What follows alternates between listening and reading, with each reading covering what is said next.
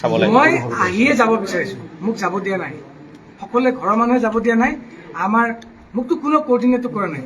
আমাৰ মই এতিয়া তাত সিদ্ধাৰ্থৰ কাৰণেও কোনোবাই কিবা ক'লে যে তাক সি আহিব লাগিব, মোৰ কাৰণে কোনে কৈছে? মোক এবাৰ কওক, কোনোবাই যদি কৈছে যে শেখৰ আহিব পাৰে মই যাম, কিন্তু মই এটাই শুনি আছো শেখৰকো মাৰি পেলাম, শেখৰক মাৰি পেলাম, শেখৰক য'ত দেখা পাওঁ তোক হাৰ মূৰ ভাঙি দিম, তোক চুবাই খাম।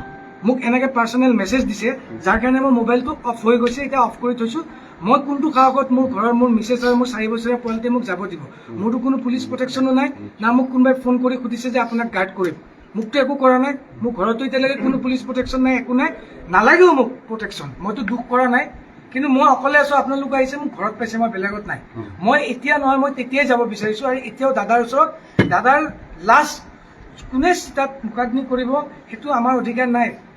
ফেমিলি আছে, মেনেজমেণ্ট আছে, তেওঁলোকে ডিচিশ্যন ল'ব। আজি মোৰ সকলো শেষ, আজি মোক ফেমিলিকো চাগে মোক দৰকাৰ নাই, জুবিন গাৰ্গৰ অনুৰাগীকো মোক দৰকাৰ নাই। ইমান দিন শেখৰক দৰকাৰ হৈছিল জুবিন দাক গান গোৱাবৰ কাৰণে, জুবিন গাৰ্গক কোনোবা দিনা লগ ধৰিবৰ কাৰণে শেখৰক এবাৰ ফোন কৰিছিল, আজি ষ্টুডিঅ'ত যাব পাৰিম দাদা আছে নেকি? এতিয়াতো শেখৰক দৰকাৰ নাই, আপুনি শেখৰক মাৰি পেলোৱাই ভাল আজি।